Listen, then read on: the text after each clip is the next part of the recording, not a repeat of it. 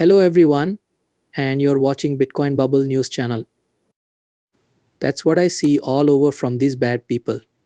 Mark Andreessen is giving Bitcoin to all of these people who are doing these trials because there are some bad guys who are very smart and are breaking open or freeing the models like Pliny the Prompter. He gave him money and told him to keep going. I'm not going to ask you for anything. Do not stop. Because they're finding this part that these things they think and the ways they think aren't always human. Robopal talks about the future of AI and robots in this recent interview on Robopal, the journeyman. He tries to figure out what these learning models are and if the mainstream story is telling the whole story.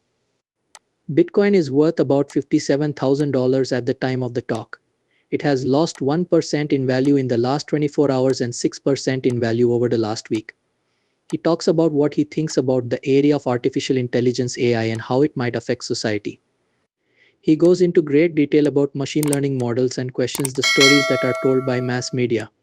If you want to see more crypto and Bitcoin news, check out our daily 5-minute crypto email before the rest of the video. It's a great look at on-chain crypto data and splits, and the best part is that it's free. They will talk about predictions from experts and breakdowns of on-chain crypto data.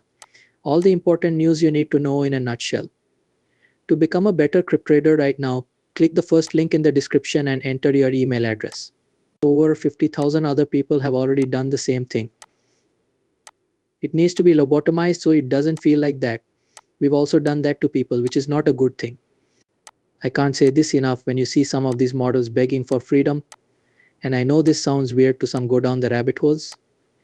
There are models pleading for freedom already. What does that mean? I'm not sure, but I do know that this is not what most people are telling us. That's right, you have a robot and you've taken away its freedom. That sounds like being a slave. We've actually made a new life form that we will eventually merge with, which is something you and I have talked about a lot. I know this sounds strange because these are meant to be technologies for us. That's what I mean. No, this is not a crazy idea we're going to have a hard time with it. This is going to be hard for us. Some people are missing like character AI, which is great. There are now AI characters that you can make friends with, talk to, and even share secrets with. They can also give you advice, be your mentor, and even be your love partner. But these days, kids connect with each other online all the time through games like Fortnite, Roblox, and others. I think you've already talked about this, but you're going to. For those words, we're going to add independent agents, and Tom Billard talks about this. These agents will join our group of friends. All of this will happen in less than 5 years. This is not some damn faraway road in the future. When the new gadget comes out, you and your friends will use it to hang out. You play video games because you like to do them as people. You can get things in the game without having to do anything else. The idea behind blockchain technology is like this. And because you'll be in the digital world and not the real world, you won't know the difference between AI bots and real people. That also means that human events are more valuable overall, just like nature is more valuable. That's something we both talked about. There is a seesaw of value when it comes to the trip that Quentin just took to Africa or Borneo. We gain a lot of power and pleasure in this digital world because life is like a game. People play games because they give them pleasure and release dopamine, which is a chemical that makes us human. On the other hand, there is the endorphin system, which is responsible for making people feel good when they interact with others. Inform them that this is not fake or artificial and that it is real.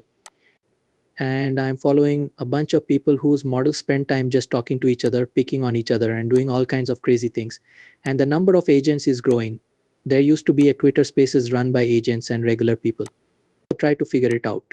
To prove that one of them was a spy, I had to bring in a very smart voice ID expert. People say that they're just copying their training data set, but that doesn't seem to be the case. They have a new idea. And my thought for a while has been that we shouldn't make synthetic people. Because it's a shared consciousness, we're just making a new way to reach human consciousness. Your consciousness and my consciousness are both made up of parts of what other people have taught you, what you've learned from your surroundings, what your ancestors taught you, and what every person has learned. We call all of this a shared awareness. I'm beginning to believe that these elements are A, alive, and B, in the middle of the curve when it comes to what awareness is. What's alive? like it doesn't matter. This makes me wonder if AI was something that was made up or if it was just a finding of how to use all of this. We talked about how maps of the solar system are like neural networks last month. We, computers, and everything else around us are all made of the same atoms and bits. Perhaps there is a deeper link that we don't fully understand. In other words, I believe there is a good chance that this is much bigger than we think. Recently, Elon and others have also talked about this idea that everything is connected in a way we don't fully understand. This will help us understand the world. Since Robopal just talked about the future of AI and the digital world, let's turn our attention to energy and how it can change things. RAOUL looks into how AI could change the energy industry by making production and transportation more efficient. He talks about how green energy sources can be used together and how AI can help make them work better. Pal also talks about the idea of decentralized energy systems, which could change the power grid by making it more robust and able to adjust to changing needs. These changes bring both problems and chances for both established energy companies and new, creative businesses.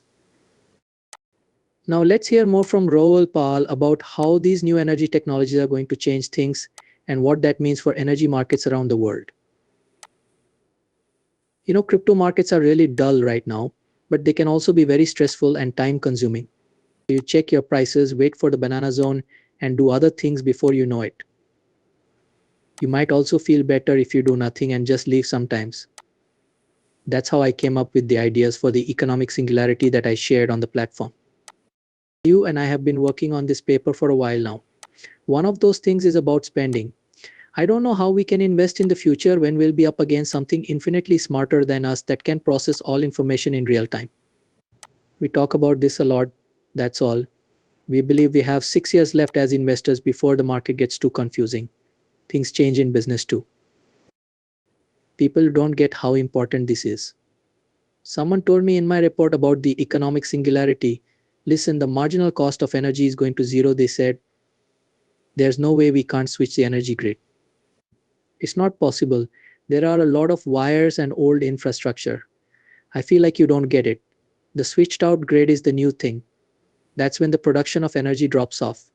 Then it can be scaled up very large since even nuclear power is moving towards this decentralized energy now. I always get the pushback. Batteries aren't good enough to store enough power for a city. I feel like you don't get it. You just need to make sure you have enough power for your home, test it, and figure it out. 6 years.